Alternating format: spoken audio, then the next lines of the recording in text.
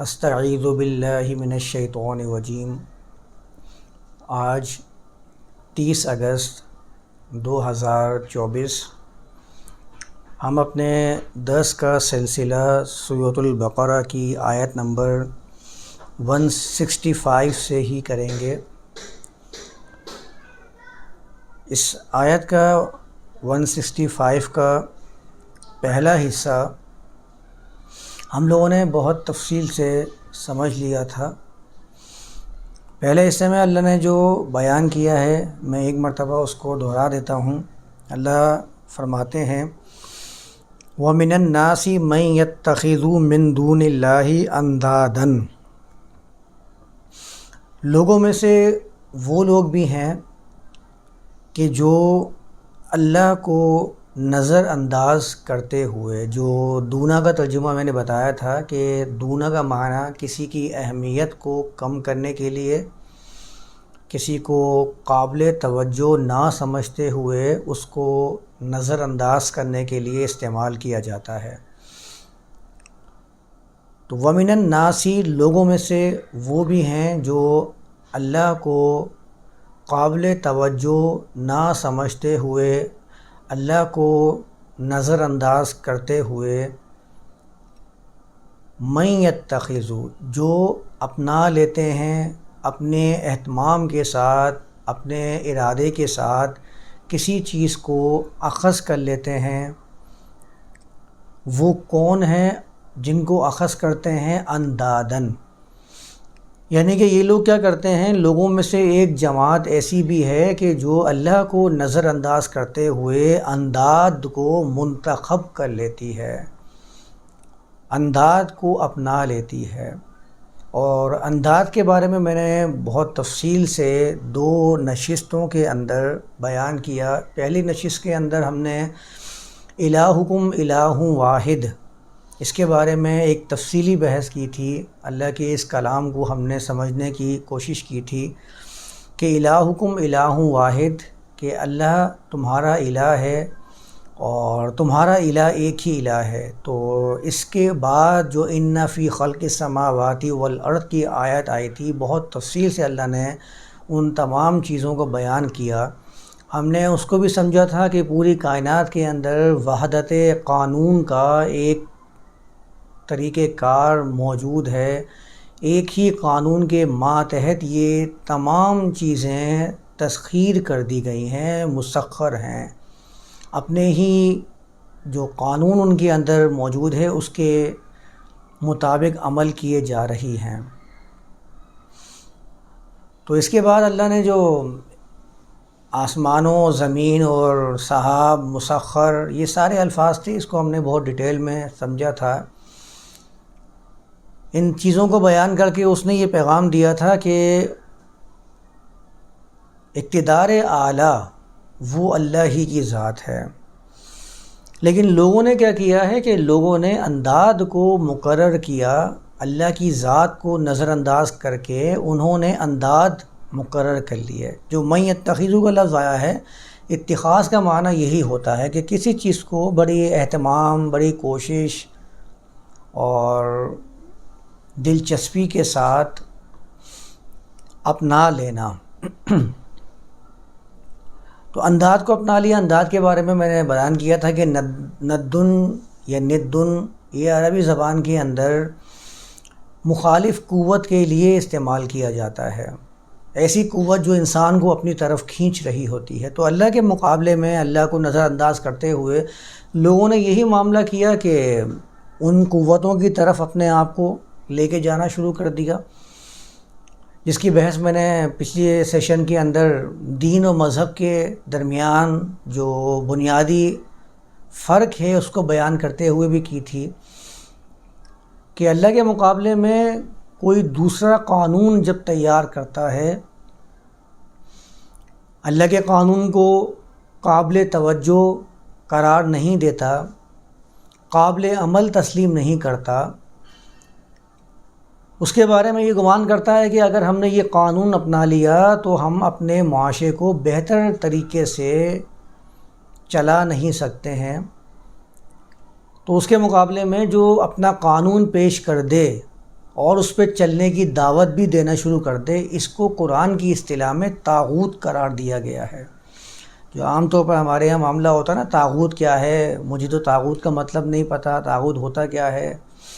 قرآن نے تو بڑے دو ٹوک الفاظ میں کہا تھا کہ فَمَن يَكْفُرْ بِالطَّاغُوتِ وَيُؤْمِن بِاللَّهِ، طاغوت کا انکار جس نے بھی کر لیا اور اللہ کے ساتھ اپنے آپ کو جوڑ لیا تو یہ ہوگا وہ شخص فَقَدِ اسْتَمْسَكَ بِالْعُرْوَةِ الْوُثْقَىٰ، کہ جو چمٹ گیا ہے مضبوط گرہ کے ساتھ، مضبوط گرپ کے ساتھ جڑ گیا ہے، چمٹ گیا ہے۔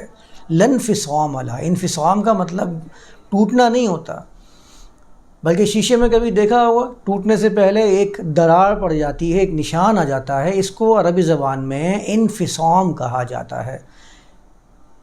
یعنی ٹوٹنا تو بہت دور کی بات ہے، جس نے طاغوت کا انکار کرنے کے بعد اللہ کے ساتھ اپنے آپ کو جوڑ کے رکھا تو اس کے اس ایسی گرپ کے ساتھ، ایسی مضبوطی کے ساتھ وہ چمٹ گیا ہے اس کے، کہ جس میں ٹوٹنا تو دور کی بات ہے، کوئی شگاف بھی نہیں پڑ سکتا۔ لن انفصام لہا۔ تو طاغوت یہی ہے کہ اللہ کے قانون کے مقابلے میں جو مختلف لوگ اپنے قوانین بنا کر بیٹھے ہیں، یہ طاغوت کہلاتا ہے۔ اور وہ کیا کرتے ہیں کہ اپنے حکم کو لوگوں پر نافذ کرنے کی کوشش کرتے ہیں اور لوگوں کو دعوت دیتے ہیں کہ ہمیں اپنا الہ تسلیم کر لو، ہمارے پاس اپنے فیصلے لاؤ، ہم اپنی عقلوں کے مطابق، اپنے قوانین کے مطابق تمہارے درمیان فیصلہ کروائیں گے۔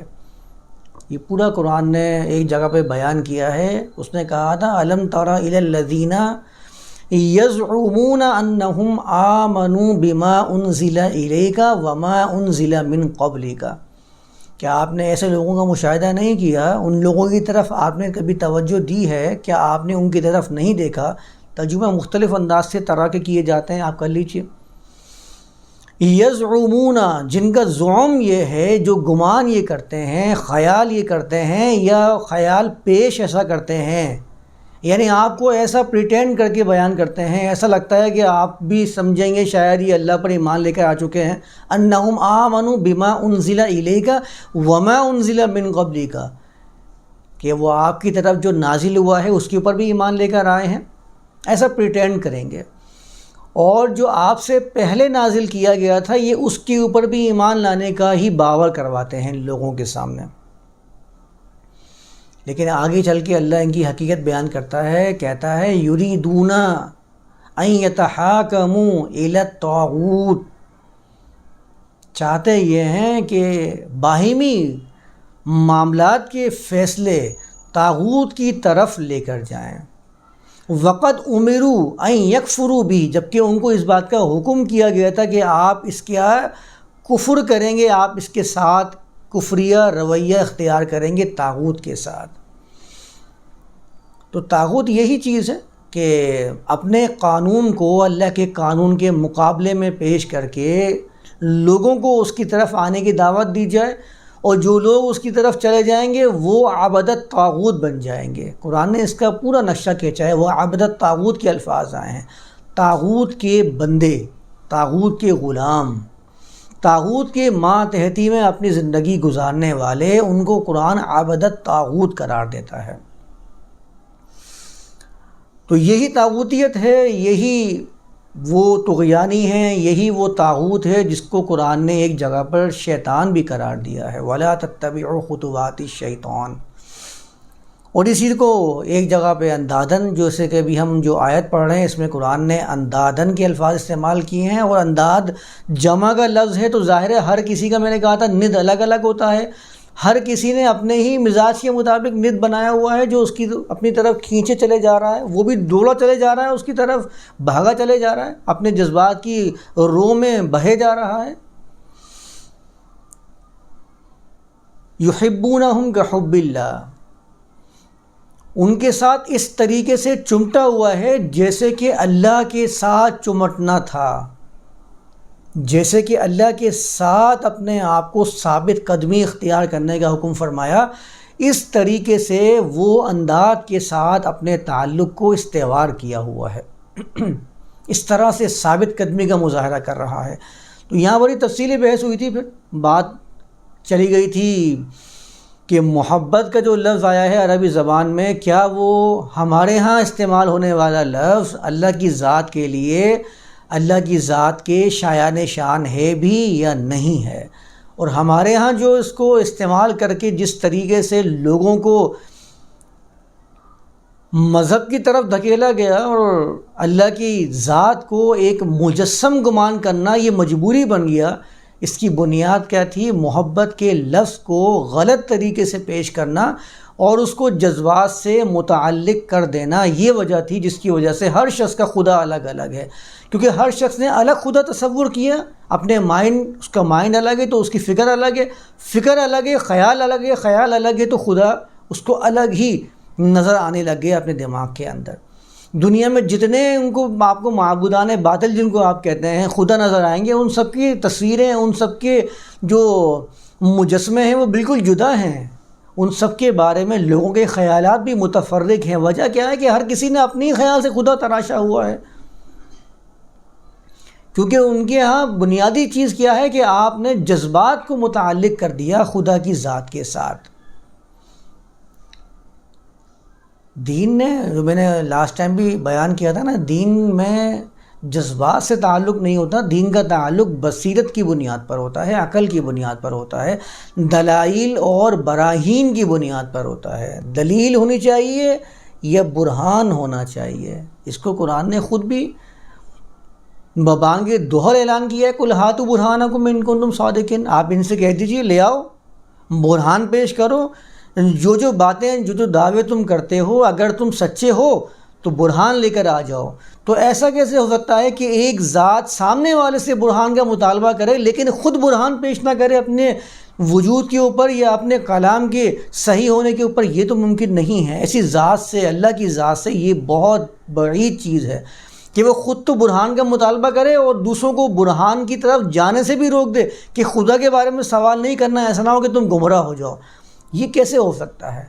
پھر تو دعویٰ ہی باطل نظر آئے گا کہ یہ دعویٰ ہو کیسے سکتا ہے صحیح کہ ہم سے تو برہان کے دعوے کیے جا رہے ہیں، جب ہم دلائل پیش کر کے خدا کے وجود کے اوپر بات پیش کر رہے ہیں، سوال اٹھا رہے ہیں، تو ہمارے خلاف فتاوی کے علاوہ اور کوئی ان کے پاس دلیل نہیں ہے جواب دینے کے لیے، تو پھر یہ دین نہیں ہے، یہ مذہب ہے۔ تو بات یہی نکل گئی تھی پھر پچھلی کلاس کے اندر بھی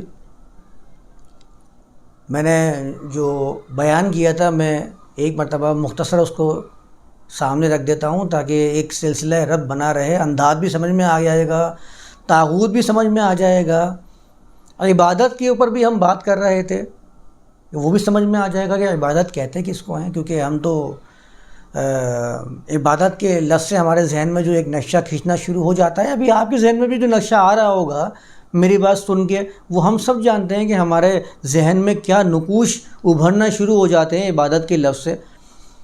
تو میں نے پچھلی کلاس میں یہ بات پیش کی تھی آپ کے سامنے کہ عبادت کا جو معاملہ مذہب کے اندر ہوتا ہے، اس میں سب سے پہلے مذہبی شخص ایک آبجیکٹ کو مقرر فرماتا ہے، مقرر کر لیتا ہے کہ یہ وہ چیز ہے، وہ ذات ہو، وہ مظاہر فطرت میں سے، مظاہر کائنات میں سے کوئی چیز ہو، کوئی شخصیت ہو، پتھر ہو یا کوئی بھی چیز ہو یا کچھ بھی ہو، سب سے پہلے وہ اس کو مقرر کرتا ہے کہ یہ ہے وہ چیز جس کو میں اپنا الہ تسلیم کروں گا، اس کے سامنے اپنے سر کو جھکاؤں گا، اپنا ماتھا ٹیکوں گا، کچھ رسومات وضع کرتا ہے، ان رسومات کو میں ادا کروں گا۔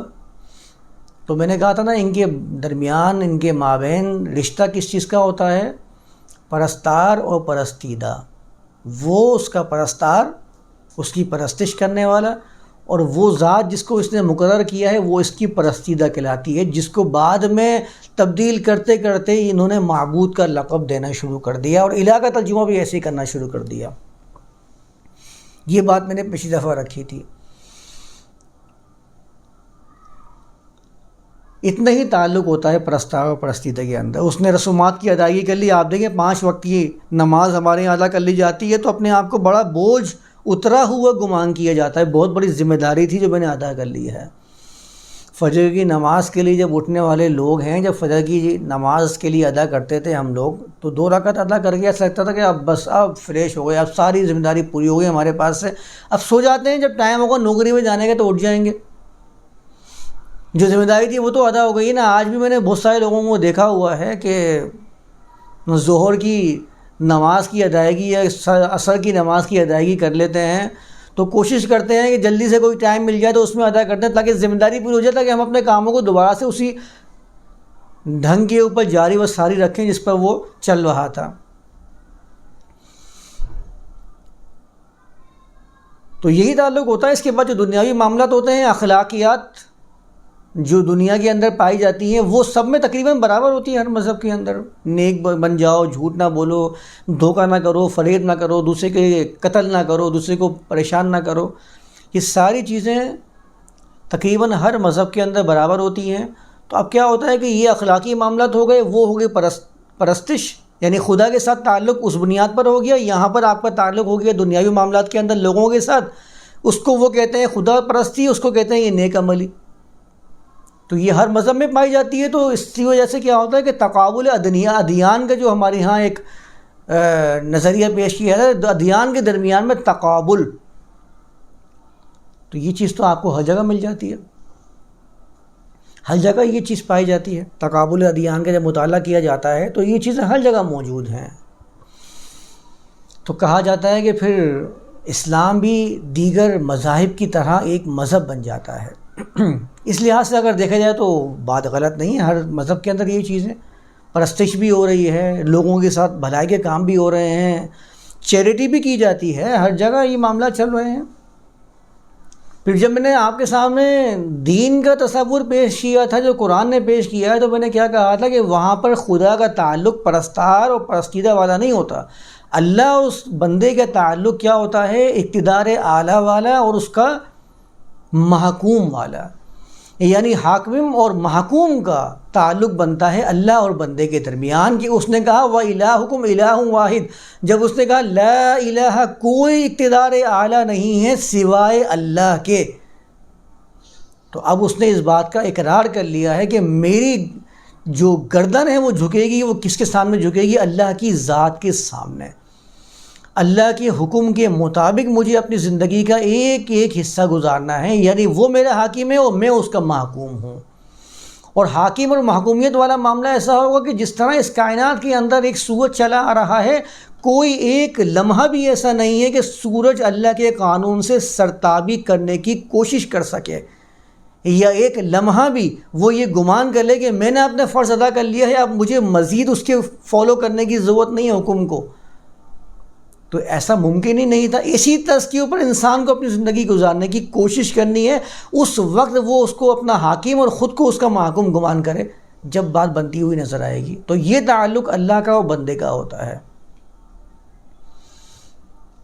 اسلام کا تقابل آپ اگر اخلاقی میدان میں کرنے کی کوشش کریں گے تو آپ کو ایسا لگے گا کہ ہم مذاہب عالم کا جائزہ لے رہے ہیں، یہ تو مذہب ہی ہے جیسے کہ دیگر مذاہب ہیں۔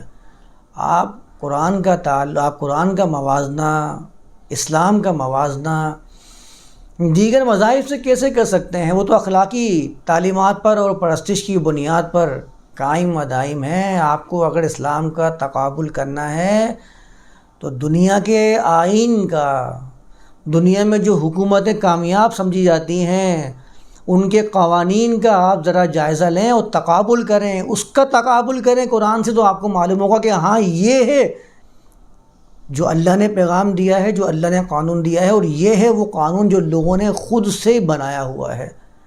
ہم چلے ہیں اسلام کا تقابل کرنے کے لیے دنیا کی دیگر مذہبی کتب سے، تو مذہبی کتب سے تعلق جب تقابل کریں گے تو آپ خود بھی اس کو مذہبی کتب ہی شمار کرنا شروع کر دیں گے۔ آپ اس کا دنیا کے دساتیر سے مقابلہ کریں، تقابل کریں، لوگوں کے بنائے ہوئے قوانین سے اس کا تقابل کریں، تو آپ کو معلوم ہوگا کہ ہاں یہ ہے وہ خصوصی امتیاز اسلام کے اندر جو اس نے ایسا دیا ہے کہ جس کی مثال نہیں مل سکتی۔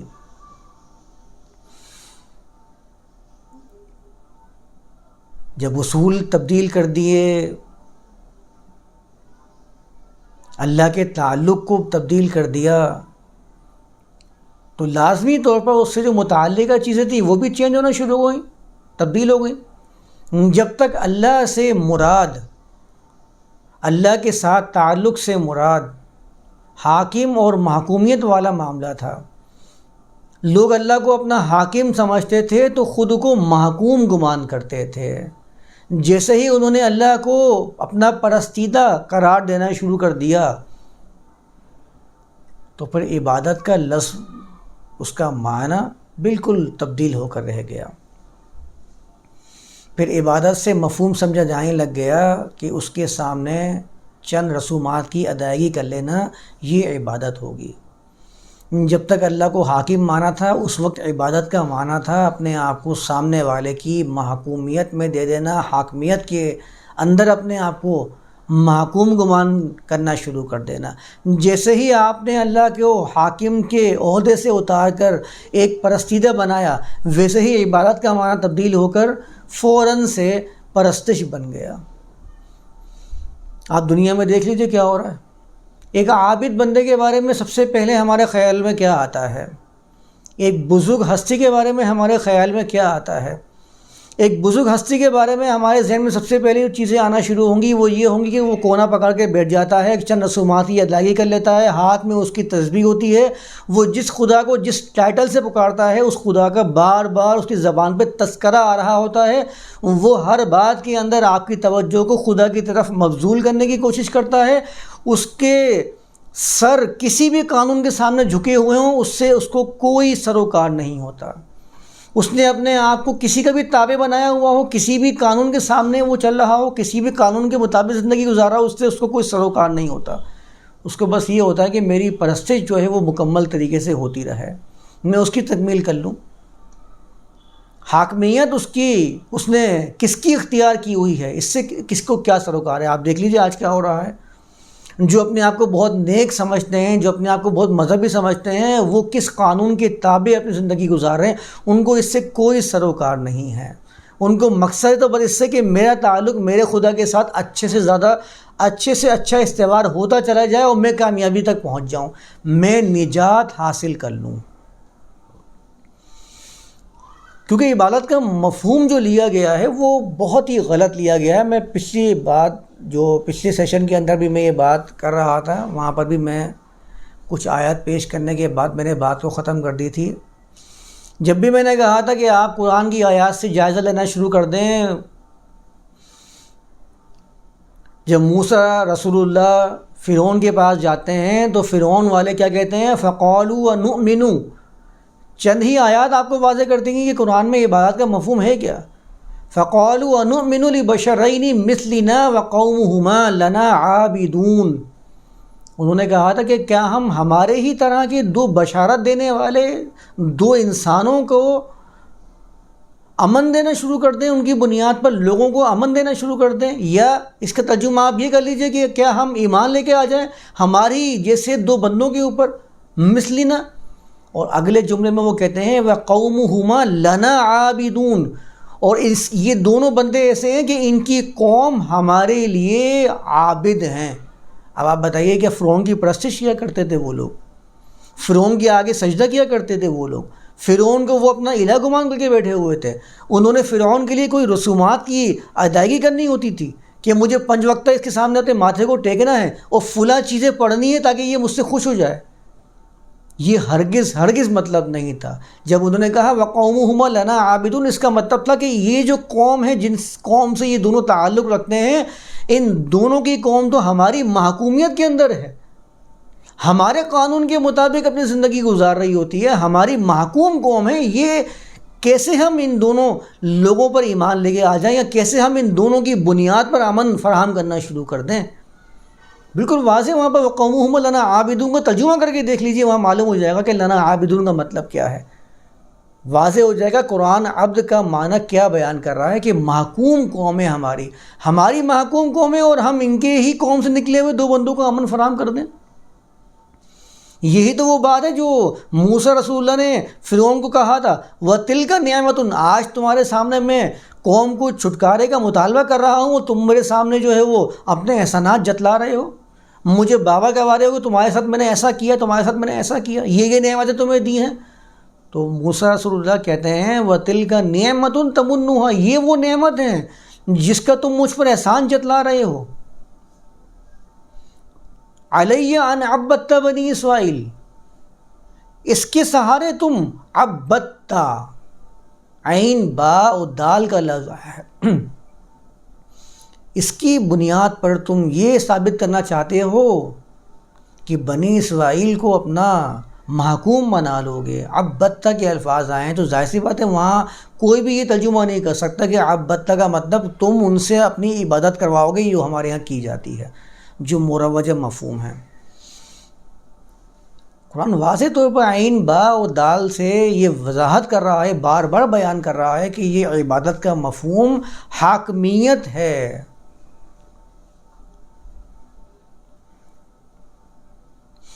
سورۃ الکہف میں ایک مقام پر میں پڑھ رہا تھا، سورۃ الکہف کے اندر اللہ نے بیان فرمایا، ایک جگہ بیان فرمایا ایسے لوگوں کے بارے میں کہ جو اللہ کو اپنا حاکم تسلیم کر کے اس کے مطابق اپنی زندگی گزارتے ہیں. آخری آیت غالباً کہتا ہے وَلَا يُشْرِكْ بِعِبَادَةِ رَبِّهِ أَحَدًا. آپ دوبارہ سن لیجئے، وَلَا يُشْرِكْ بِعِبَادَةِ رَبِّهِ أَحَدًا، جو اللہ کو ماننے والا ہے، جو اللہ کے مطابق اپنے اعمال استعمال کرنے والا ہے، اپنی زندگیوں کو چلانے والا ہے. وَلَا يُشْرِكْ بِعِبَادَةِ رَبِّهِ أَحَدًا، وہ ہرگز بھی اپنے رب کی عبادت میں کسی بھی ایک کو شریک نہ کرے. آپ دیکھ لیں یہاں پر عبادت کا لفظ آیا ہے وَلَا يُشْرِكْ بِعِبَادَةِ رَبِّهِ أَحَدًا، کسی کو بھی شریک نہ کرے اپنے رب کی عبادت میں. اور اسی صورت میں شروع میں اللہ نے بیان فرمایا وَلَا يُشْرِكُ فِي حُكْمِهِ أَحَدًا. آپ دیکھ لیجئے، ایک جگہ حکم فرمایا اور ایک جگہ اپنا طرز بیان کر دیا. وَلَا يُشْرِكُ، وہ ہرگز شریک نہیں کرتا ہے، فی حُکْمِهِ أَحَدًا، اپنے حکم میں کسی بھی ایک شخص کو، کسی ایک کو بھی اپنے حکم میں شریک نہیں کرتا ہے. اور اسی بات کا حکم اس نے اپنے بندوں کو دیا وَلَا يُشْرِكْ بِعِبَادَةِ رَبِّهِ أَحَدًا. جب وہ اپنے حکم میں کسی کو شریک نہیں کرتا ہے تو آپ کا کام کیا ہے کہ وہ بندہ جو اللہ کو اپنا الہ مانتا ہے اس کا کام یہ ہے کہ وہ بھی اس کی عبادت میں، اپنے رب کی عبادت میں کسی ایک کو شریک نہ کرے. اب آپ موازنہ کر لیں کہ وہاں پر عبادت کا لفظ آیا ہے، وہاں پر پہلے قرآن نے بیان کیا حکم کا. تو حکم کیا ہے؟ کسی کے قانون کے مطابق اپنی زندگی کو گزار لینا، کسی کو حاکم اور خود کو محکوم گمان کر لینا، یہ ہے عبادت. قرآن نے بالکل واضح کر دیا ایک ہی صورت میں، ایک جگہ حکم لے آیا اور ایک جگہ عبادت کا لفظ لے کے آ گیا. آپ ذرا قرآن کی مختلف مقامات کا جائزہ لے لیجئے. انبیاء کی دعوت کیا تھی؟ قال یا قوم اعبدوا اللہ ما لکم من الہ غیرہ، اے میری قوم اعبدوا اللہ، اللہ کی حاکمیت کو تسلیم کر لو. ما لکم من الہ غیرہ، اور عبادت کے فوراً بعد الہ کا لفظ آیا جس سے واضح ہو جاتا ہے کہ الہ وہ ذات ہوتی ہے کہ جس کی حاکمیت کو تسلیم کر لیا جائے، جس کے سامنے اپنے آپ کو جھکا دیا جائے، جس کے قانون کے مطابق اپنی زندگی کو گزارا جائے. انبیاء کی دعوت یہی تھی. جگہ جگہ قرآن میں مختلف انبیاء کے تذکرے ہیں. انبیاء کے تذکروں کے ساتھ 4 انبیاء کے مفصل تذکرے قرآن میں ایک ساتھ مختلف جگہ پہ ملیں گے آپ کو. وہاں بار بار انبیاء یہی بات لوگوں کے سامنے بیان کر رہے تھے، یا قوم اعبدوا اللہ. ایسے پڑھا جاتا ہے قرآن. ہمارے یہاں جو قرآن پڑھا جائے نا، یا قوم اعبدوا اللہ ما لکم من الہ غیرہ افلا تتقون. اب آپ خود سوچئے، یہ قرآن ہے، کیا انبیاء اس طریقے سے کہا کرتے تھے؟ انبیاء لوگوں کے سامنے کھڑے ہو کے یہ کہا کرتے تھے اے میری قوم اللہ کی عبادت کرو، اس طرح گانے کے طرز پہ بیان کیا کرتے تھے. لیکن سمجھے وہ جس کو سمجھنے کے اس کے اندر صلاحیت موجود رہے یا باقی ہو. اعبدوا اللہ، حکم دیتے تھے اللہ کی حاکمیت کو اختیار کرو. یہ قرآن پڑھنے کا اسلوب یہی ہے. گانے کے طرز پہ قرآن پڑھنے کا اسلوب ہرگز نہیں، غلط ہے. تو جگہ جگہ قرآن نے انبیاء کے تذکرے کیے ہیں، تو وہاں پر یہی پیغام بنیادی حیثیت رکھتا تھا۔ آپ یوسف رسول اللہ کے پیغام کو دیکھ لیجئے، اللہ کے نبی تھے، سجن کے اندر، قید خانے کے اندر کس طریقے سے وہ اپنے ساتھیوں کو دعوت دے رہے تھے، کیا کہا تھا؟ ان ہی الا اسماء سمیتموها انتم وآباؤکم ما انزل اللہ بہا من سلطان، یہ تمہارے اور تمہارے باپ دادوں کے، تمہارے سرداروں کے، تمہارے لیڈروں کے، تمہارے سرغنوں کے، تمہارے بڑوں کے، جنہوں نے تمہیں تربیت سے نوازا ہے، یہ ان کے رکھے ہوئے نام ہیں۔ سمیتموها ما انزل اللہ بہا من سلطان، اللہ نے اس کے اوپر کوئی دلیل نازل نہیں کی ہے۔ آپ کسی کو کچھ بھی کہتے رہیں، آپ کسی کو دست نگر کہتے رہیں، آپ کسی کو دستگیر کہتے رہیں، کسی کو کسی بھی لقب سے نواز دیجیے، یہ آپ کے اپنے ہاتھ میں، اللہ نے ان کے بارے میں کوئی دلیل نازل نہیں کی ہے۔ ما انزل اللہ بہا من سلطان، یہ تو بالکل ایسے ہی ہے کہ تھیٹر میں جب کوئی شو چل رہا ہوتا ہے تو کسی کو بادشاہ کہہ دیتے ہیں، کسی کو وزیر کہہ دیتے ہیں، تو اصل میں بادشاہ وزیر نہیں ہوتے، وہ فقط وہیں تک کا نام ہوتا جو انہوں نے اس ڈرامے کے اندر، اس تھیٹر کے اندر ان کو نوازا ہے اس نام سے۔ اس کا مطلب یہ نہیں کہ آپ کسی کو دستگیر کہنا شروع کر دیں گے تو وہ حقیقت میں دستگیر ہی بن جائیں گے، کہ میں نے کہہ دیا دستگیر، تو وہ دستگیر ہی ہیں، اب انہیں سے مانگیں آپ۔ اور پھر دستگیر کہنے والے ان سے اپنی مرادوں کی امیدیں لگانے والے، منتیں مانگ مانگ کر، امیدیں لگا کر بیٹھنے والے، جب ان مزاروں پہ جاتے ہیں تو یہ اتنا سا بھی اور تفکر نہیں کرتے ہیں کہ جن مزاروں پہ آپ جا رہے ہیں، جن مندروں پہ آپ جا رہے ہیں، وہیں لکھا ہوتا ہے کہ یہ ہے وہ دستگیر، یہ ہیں وہ فلاں بزرگ، یہ ہیں وہ فلاں مذہب کے بڑے پیشوا جو آپ کو بہت نوازنے والے ہیں، اور نیچے لکھا ہوتا ہے کہ جاتے ہوئے اس چندے کے ڈبے کے اندر پیسے ضرور ڈال کے جائیں، کیونکہ یہ زیر تعمیر ہے اور آپ کے ہی مال سے یہ تعمیر ہونے والا ہے۔ پکار کیا ہے، دعویٰ کیا ہے، اور مطالبہ کیا ہے؟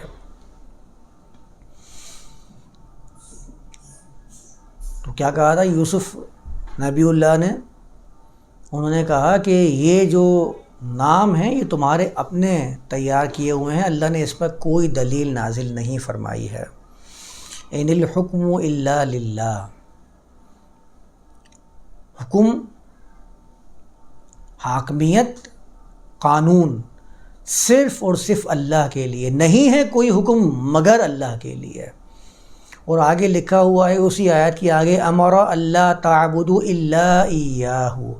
اب آپ دیکھ لیجئے، پہلے حکم کا لفظ آیا، الحکم الا للہ، حکم صرف اور صرف اللہ کے لیے۔ امارا، اس نے حکم فرمایا ہے، اللہ تعبدوا الا ایاہ، اس نے حکم فرمایا ہے کہ اس کے علاوہ کسی ایک ذات کی بھی تم عبادت نہیں کرو گے۔ اور عبادت کا مطلب کیا ہوا؟ حاکمیت صرف اللہ کی اختیار کرو گے۔ واضح ہو گیا قرآن کی آیت سے بھی کہ حکم اور عبادت کا مطلب ہوتا ہے کسی کی حاکمیت کو تسلیم کر لینا، اس کو حاکم مانگنا اور اس کو اپنے آپ کو محکوم قرار دینا۔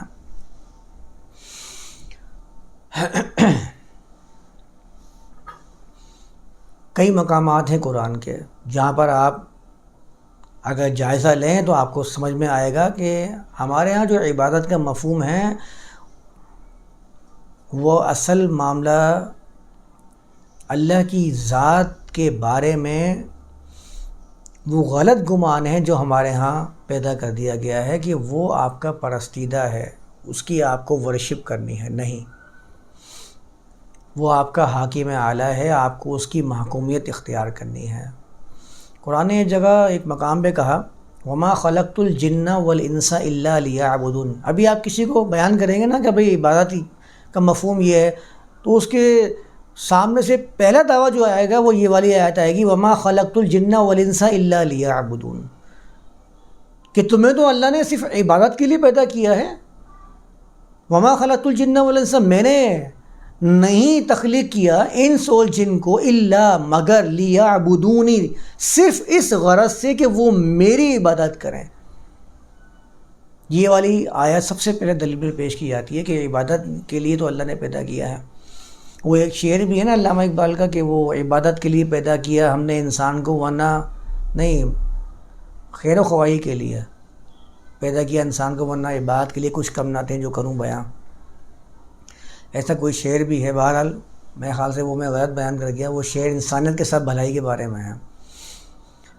تو وما خلقت الجن والانس الا لیعبدون، میں نے انس اور جن کو صرف اور صرف، لی آتا ہے اس کو لام تعلیل کہتے ہیں، یعنی اس کو تخلیق کرنے کا جو مقصد تھا وہ میری عبادت تھی۔ ہمارے ہاں سب سے زیادہ جو عبادت قرار دی جاتی ہے وہ نماز کو، اور دیگر مذاہب کے اندر بھی مختلف چیزوں کو عبادت قرار دیا جاتا ہے۔ میں یہ کہتا ہوں کہ اگر اس آیت کو آپ سمجھ لیں، اس آیت کا مطلب یہ ہے کہ میں نے صرف اور صرف انس اور جن کو اپنی عبادت کے لیے پیدا کیا ہے۔ آپ اگر عبادت سے رسومات کی ادائیگی لیتے ہیں تو اس کا مطلب یہ ہوگا کہ آپ نے رسومات کی ادائیگی تو کچھ مخصوص اوقات میں کرنے کے بعد فراغت حاصل کر لینی ہے۔ اس آیت میں تو لکھا ہوا ہے کہ میں نے انس اور جن ان کو صرف اپنی عبادت کے لیے پیدا کیا ہے۔ تو اس آیت کے مطابق تو میری زندگی کا کوئی لمحہ ایسا نہیں ہونا چاہیے جو عبادت سے خالی ہو، ورنہ تو میری تخلیق کا جو مطلب ہے، مقصد ہے، وہ فیل ہو جائے گا، وہ غلط ہو جائے گا۔ پھر تو یہ ہونا چاہیے کہ اگر میں اللہ کی عبادت سے مراد یہ رسومات اور پرستش اور مقررہ اوقات کے اندر مخصوص رسومات کی ادائیگی لے رہا ہوں تو مجھے ہر موقع پر بس یہ کرتے ہی چلے جانا ہے، تو ایسا تو انسانیت سے ممکن ہی نہیں ہے۔ ایسا کیسے ممکن ہو سکتا ہے کہ کوئی شخص نماز کی ادائیگی کر رہا ہے تو صبح سے لے کر رات تک وہ کچھ کام بھی نہ کرے، کیونکہ وہ یہ دعویٰ پیش کر دے کہ اللہ نے مجھے صرف عبادت کے لیے پیدا کیا ہے، تو میرے نزدیک عبادت یہ ہے تو میں مسلسل یہی کرتا رہوں گا۔ اس آیت کا تو یہی مفہوم ہے، اس آیت کا تو یہی مقصد ہے، ورنہ پھر آپ کو ماننا پڑے گا کہ عبادت کا مطلب اللہ کے قانون کے مطابق اپنی زندگی کو گزارنا ہے، تو پھر آپ کی زندگی کا کوئی حصہ، کوئی لمحہ ایسا نہیں رہے گا کہ جس میں آپ اللہ کی حاکمیت سے اپنے آپ کو دور کر لیں۔ جسے میں نے مثال کہی تھی کہ سورج کی یہ مجال نہیں کہ ایک لمحہ بھی اللہ کے قانون سے اپنے آپ کو دور کر لے۔ قرآن نے یہ جگہ بیان فرمایا اللہ تعبدوا الشیطان، کہ تم شیطان کی عبادت نہ کرو۔ اب بتائیں قرآن شیطان کی عبادت کی بات بھی کرتا ہے، منع بھی کرتا ہے۔ دنیا میں کون سا ایسا مذہب ہے جہاں پر شیطان کی عبادت کی جا رہی ہے؟ بتائیے۔ شیطانیت کے پیچھے چلنے کی بات تو سمجھ میں آتی ہے کہ تخریب کاری والے عمل کو اختیار کر لیا جائے، جو فساد کے ارتکاب کرنے والے ہیں ان کی بات کو فالو کر لیا جائے، ان کی پیچھے پیچھے چلا جائے، لیکن شیطان کی عبادت نہیں کی جاتی۔ اس طرح ہمارے ہاں اللہ کی یا خدا کی یا بھگوان کی عبادت کا تصور موجود ہے۔ ایسی پرستش شیطان کی کہیں بھی نہیں ہوتی ہے۔ تو اللہ لا تعبدوا شیطان کہہ کیسے رہا ہے اور کیا پیغام دے رہا ہے؟ وہ واضح طور پر یہ پیغام دے رہا ہے کہ شیطان کی عبادت نہ کرنے سے مفہوم اس کے خطوات کی اتباع کرنا، اس کے بتائے ہوئے قوانین کے پیچھے پیچھے چلنا، یہ ہے شیطان کی عبادت کرنا، جس سے قرآن نے وَلَا تَتَّبِعُوا خُطُوَاتِ الشَّيْطَان سے ایک مقام پہ واضح بھی کر دیا ہے کہ شیطان کی عبادت کرنے سے مفہوم کیا ہے؟ اس کے قدموں کی، اس کے بتائے ہوئے پیمانوں کی، اس کے تیار کیے ہوئے قوانین کے پیچھے پیچھے چلنا، اس کو فالو کرنا، یہ شیطان کی عبادت کرنا ہوتا ہے، یعنی اس کی حاکمیت کو اختیار کر لینا۔ تو قرآن نے جگہ جگہ جو عبادت کا لفظ استعمال کیا ہے وہاں پر اس کا پیغام دیا ہوا ہے کہ عبادت کا مفہوم کیا ہے، اور اگر اس کی عبادت کو چھوڑ کر آپ نے کسی اور کی حاکمیت کو اختیار کر لیا ہے تو وہ آپ کو اپنی طرف کھینچتا چلا جائے گا، جس سے آپ اللہ کی ذات سے اور دور ہوتے چلے جائیں گے۔ جیسے ہی آپ دور ہونا شروع ہو جائیں گے وہ آپ کا ند بن جائے گا، انداز بن جائے گا۔ ہمارے یہاں بھی عام طور پر جو مذہب میں رسومات کی ادائیگی کی جاتی ہے، آپ کبھی غور کیجئے گا، جتنے بھی مذاہب ہیں دنیا کے اندر، بنیادی بات کیا ہوتی ہے؟ کسی طرح سے مجھے نجات مل جائے، مکتی مل جائے، نروان مل جائے، یہ ساری چیزیں مختلف ناموں سے موجود ہیں۔ ہندوازم کے اندر مکتی کا تصور موجود ہے۔ نجات کے لیے پہلے آپ کو یہ ماننا پڑے گا کہ کوئی نہ کوئی ایسا معاملہ ہے جس کے اندر وہ پھنسا ہوا ہے، اس سے نجات آپ کو حاصل کرنی ہے۔ پہلے آپ کو یہ ماننا پڑے گا کہ وہ کسی نہ کسی چیز کے اندر پھنسا ہوا ہے، جبھی تو نجات کا مفہوم سامنے آیا جائے گا، کسی طرح نجات حاصل ہو جائے۔ نجات کا یہ عقیدہ ہے مذہب کے اندر جو بنیاد رکھتا ہے، جس کی بنیاد کے اوپر بھی ہر شخص مختلف ریاضتیں، مختلف مشقتیں، مختلف رسومات کی ادائیگی کرتا چلا جاتا ہے۔ ہندوازم کے اندر تناسخ کا عقیدہ ہے نا، آواگون عقیدہ تناسخ، جو چکر ویو کا ایک معاملہ ہے کہ جو شخص بھی اس دنیا میں زندگی گزار رہا ہے وہ ایک چکر ویو میں پھنسا ہوا ہے۔ پچھلے جنم میں اس نے کچھ گناہ کیے تھے جس کی سزا اب اس کے سامنے آ رہی ہے۔ اگر وہ زندگی میں گناہ کرتا رہے گا تو اسی طرح چکر ویو کے اندر پھنسا رہے گا۔ جب آپ ویدانت کا وید کا یوگیوں کا آپ ذرا جائزہ لیتے ہیں تو بالکل وہی چیز ہے کہ آتما اور پرماتما کا تصور تو ہے کہ آتما پرماتما کا حصہ تھی، وہاں سے الگ ہو گئی، زندگی کی کیچڑ میں پھنسی ہوئی ہے، کسی طریقے سے یہاں سے نکل کر پرماتما کے ساتھ اس کا ملن ہو جائے گا تو اس کو مکتی مل جائے گی۔ آج بھی ہندوازم کے اندر مکتی ملنے کا تصور یہی ہے، اور یہی چیز وہ بدھزم کے اندر موجود ہے۔ نروان کا عقیدہ کیا ہے کہ دنیا کے اندر مختلف قسم کی پسندیدہ چیزیں ہیں جو اپنی طرف راغب کرتی ہیں، اپنی طرف کھینچ رہی ہوتی ہیں۔ جتنا اپنے آپ کو ان سے دور کرتے جائیں گے آپ کو نروان حاصل ہو جائے گا، نجات حاصل ہو جائے گی ان چیزوں سے، اور آپ کامیاب ہو جائیں گے۔ نروان کا عقیدہ تسلیب، عقیدہ کفارہ کرسچینٹی کے اندر، جو ہمارے ہاں آدم اور حوا کے بارے میں جو ایک نظریہ موجود ہے کہ آدم نے ایک درخت سے، ہمارے ہاں تو اس کو برگد کا درخت کہتے ہیں، برگد کا کہتے ہیں نا کہ برگد کے درخت سے کھا لیا، برگد کا تھا یا گندم کا تھا، جو بھی تھا، مختلف لوگ مختلف باتیں بیان کرتے ہیں۔ روایت حدیث میں بھی ایسی کوئی روایت موجود نہیں ہے، نہ قرآن کے اندر کوئی اشارہ بھی موجود ہے کہ وہ درخت کون سا تھا۔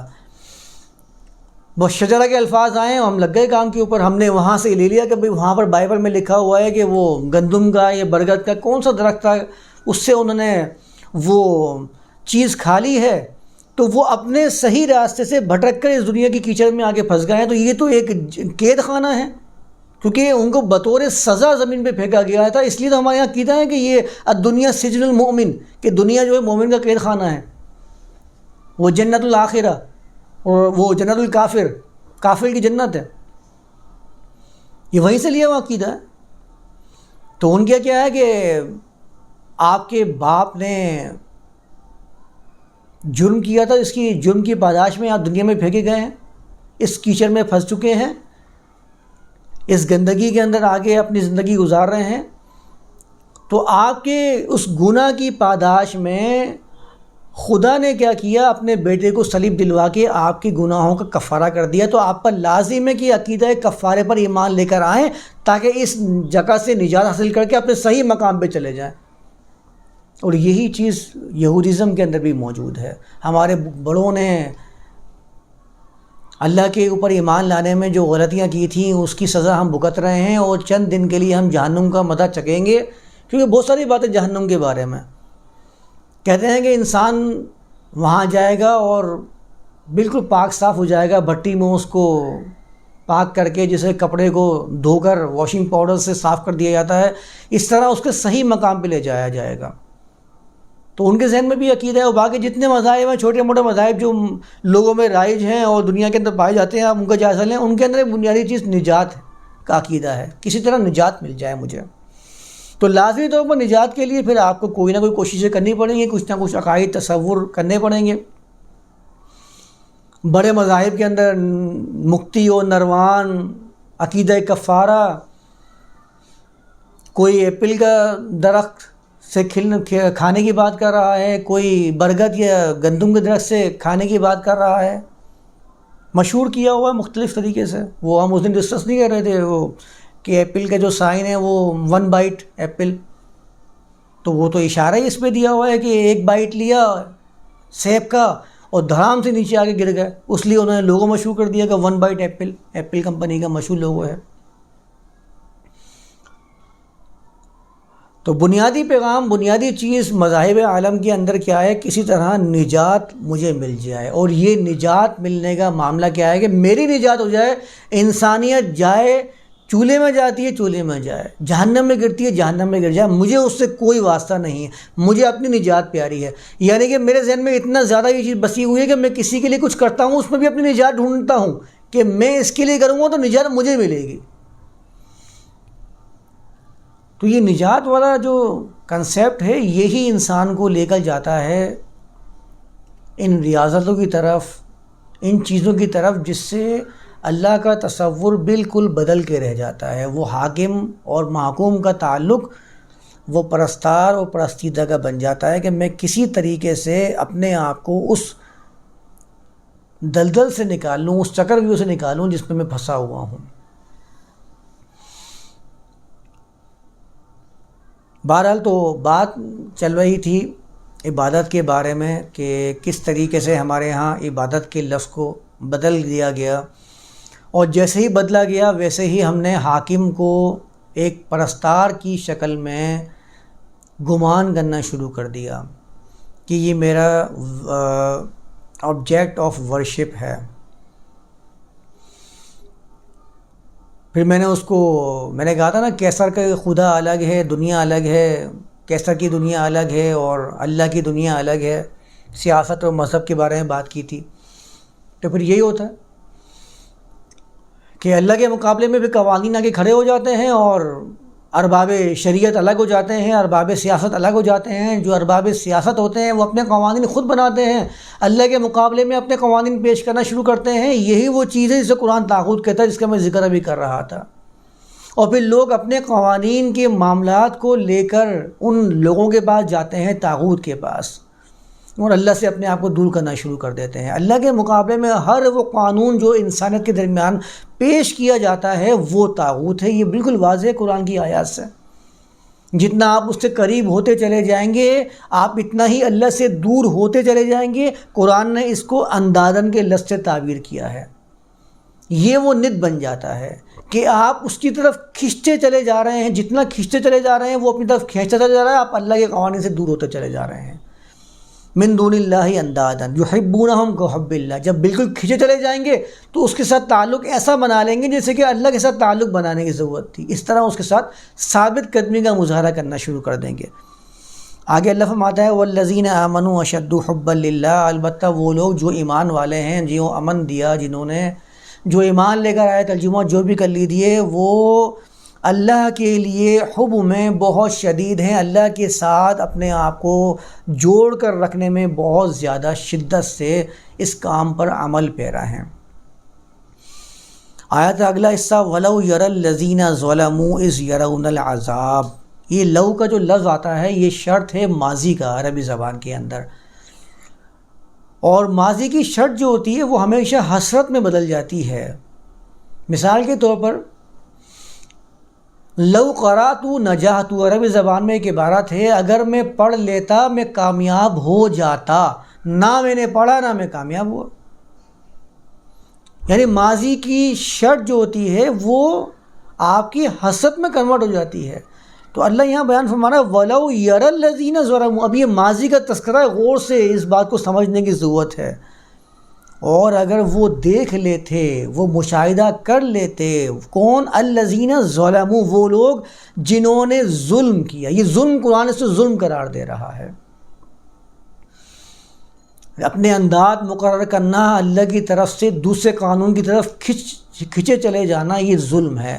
کیونکہ ظلم کی تعریف میں کئی مرتبہ بیان کر چکا ہوں. ظلم کا مطلب ہوتا ہے کسی کو اس چیز کا اہل بنا دینا جس کا وہ اہل نہیں تھا، کسی کو وہ مقام دے دینا جس مقام پر وہ پورا فٹ ہو ہی نہیں سکتا تھا، تو اس کو ظلم کہا جاتا ہے. آپ نے ند مقرر کیے اللہ کے مقابلے میں، ان کو وہ مقام دیا کہ جو اس کے اہل ہی نہیں تھے، تو آپ نے ظلم کا ارتکاب کیا.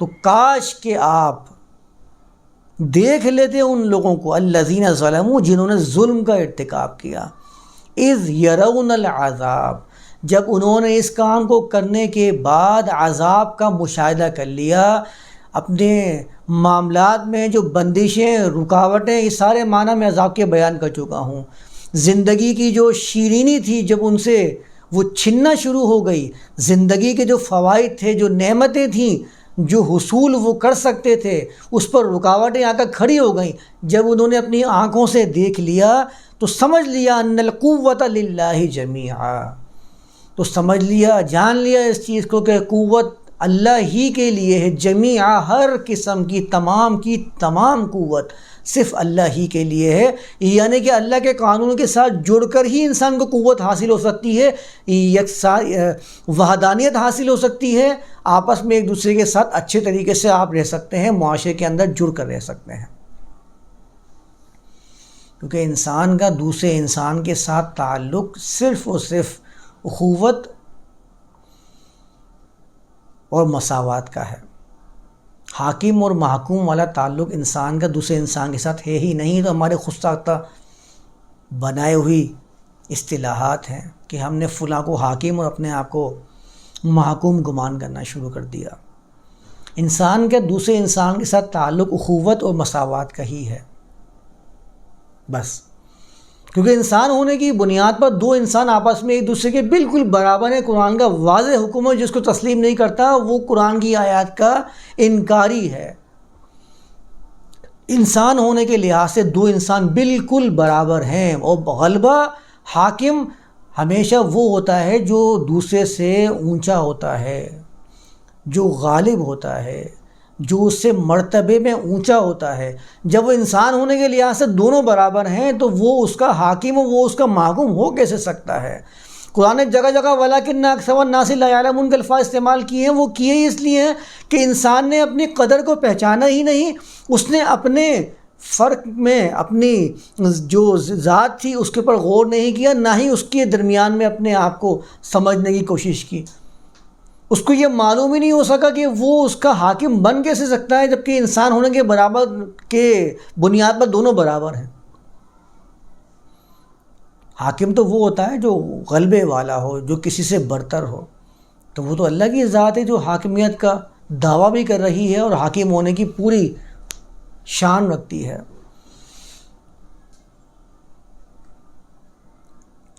تو اگر وہ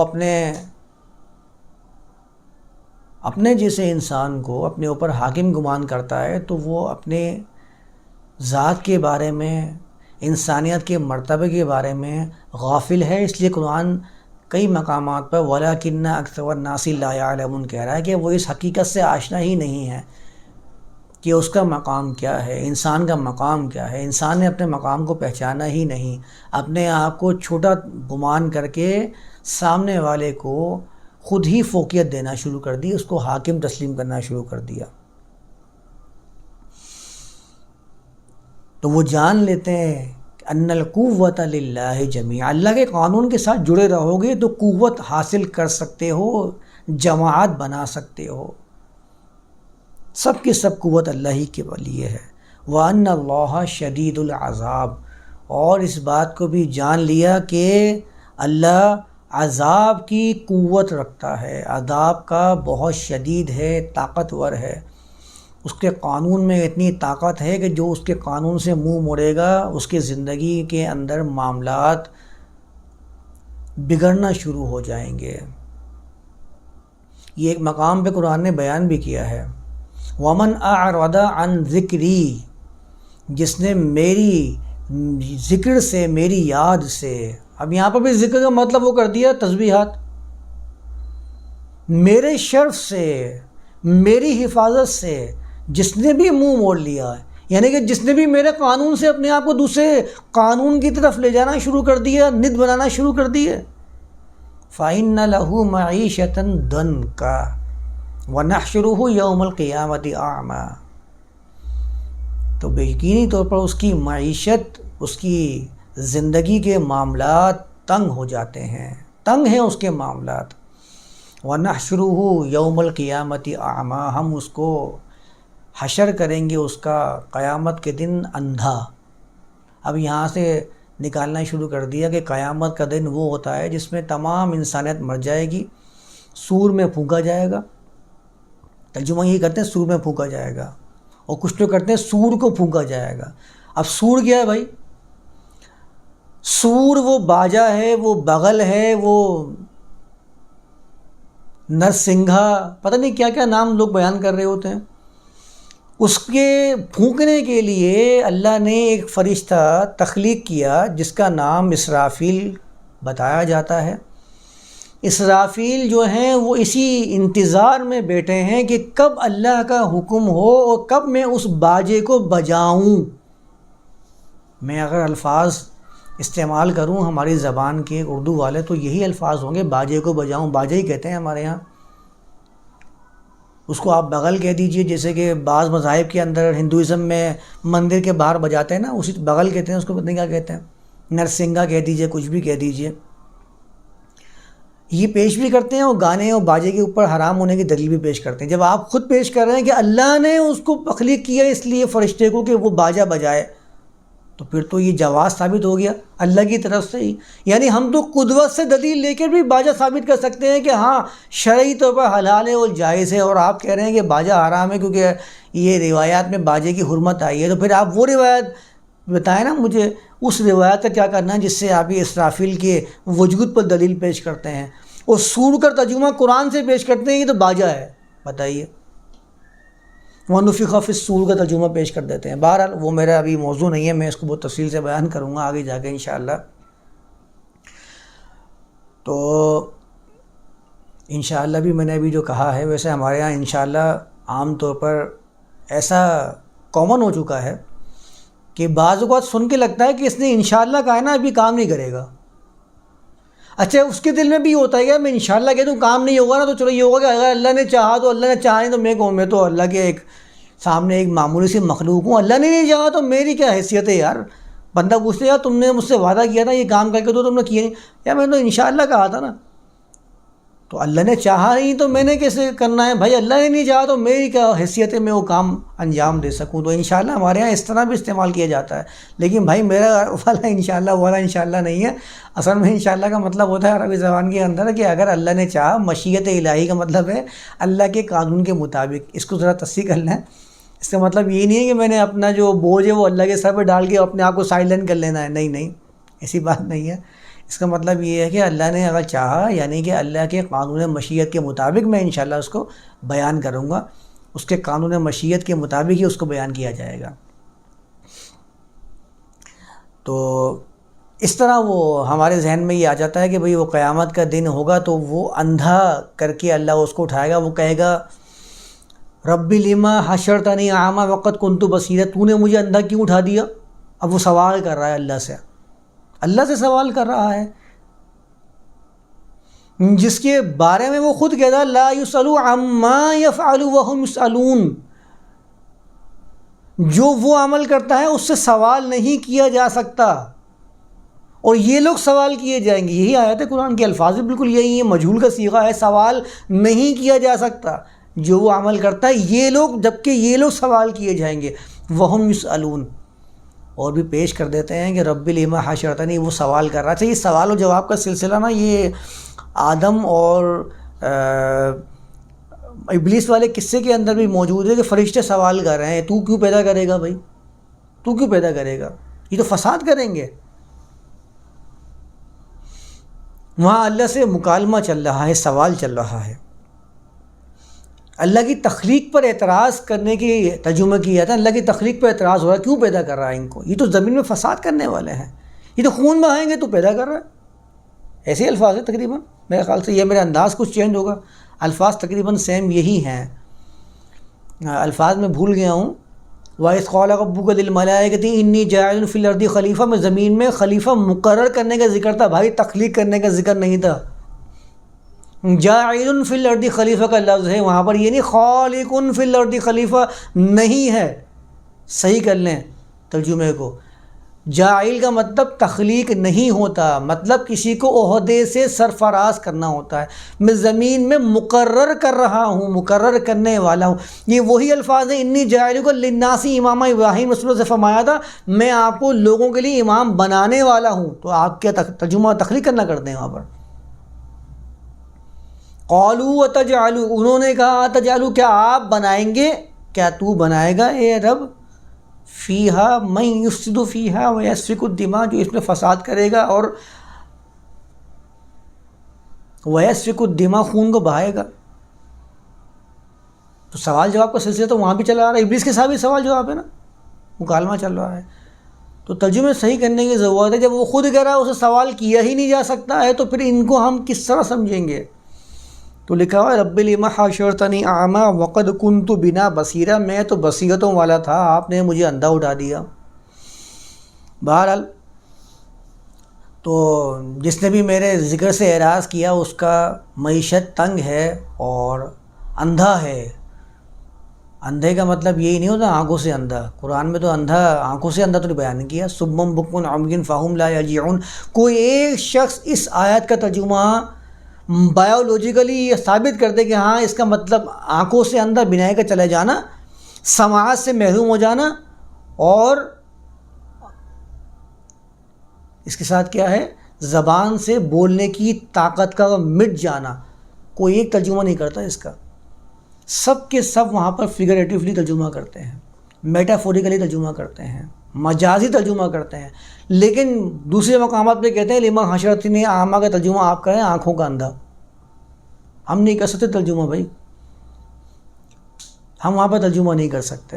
آپ کر لیجئے جہاں پر آپ کو کرنا ہے، آپ کو جہاں پر ترجمہ کرنا ہے آپ مجازی کر لیجئے، جہاں پر آپ کو ترجمہ کرنا ہے آپ وہاں پر حقیقی ترجمہ کر لیجئے، مجھے کرنے مت دیجیے گا۔ بہرحال ترجمہ بھی وہ کریں جو آپ کو بتا رہے ہیں، ورنہ پھر آپ کا ترجمہ غلط ہوگا۔ یہ ہمارے سوچ بن چکی ہے، سوچو بھی وہ جو میں آپ کو بتا رہا ہوں، آپ اس کے مطابق سوچو گے تو صحیح ہو۔ اگر سوچنے میں بھی آپ نے میرا اختلاف کر لیا تو آپ کی سوچ کے اوپر بھی فتویٰ جڑنے کی میرے پاس اتھارٹی موجود ہے۔ وَأَنَّ اللَّهَ شَدِيدُ الْعَذَابِ، وہ جان لیا انہوں نے کہ تمام کی تمام قوت اللہ ہی کے لیے ہے، اللہ کے ساتھ جڑو گے تو ہی قوت حاصل کر سکتے ہو۔ تو ایک آیت آج ہم نے پوری کر لی ہے، آیت نمبر 165۔ تھوڑا ہمیں ٹائم لگا لیکن امید ہے کہ اس کے اندر جتنے پہلو بیان کرنا چاہ رہا تھا وہ بیان کر دیے ہیں۔ تو اس آیت تک رکھتے ہیں۔ آیت نمبر 166 کو بھی ذرا اسی سینیریو میں دیکھیے گا کہ پاسٹ کا ترجمہ چل رہا ہے، مستقبل ترجمہ نہیں کرنا ہے۔ ہمارے ہاں اس کو حال اور مستقبل کے ساتھ لے جایا جاتا ہے، ترجمہ پاسٹ کا کیا ہے، اس عربی زبان میں پاسٹ کے لیے آتا ہے، اس کو ذہن میں رکھیں گے تو اگلے سیشن کے اندر میں پھر اس آیت کو، آیت نمبر 166 کو بیان کروں گا۔ وما علینا الا البلاغ۔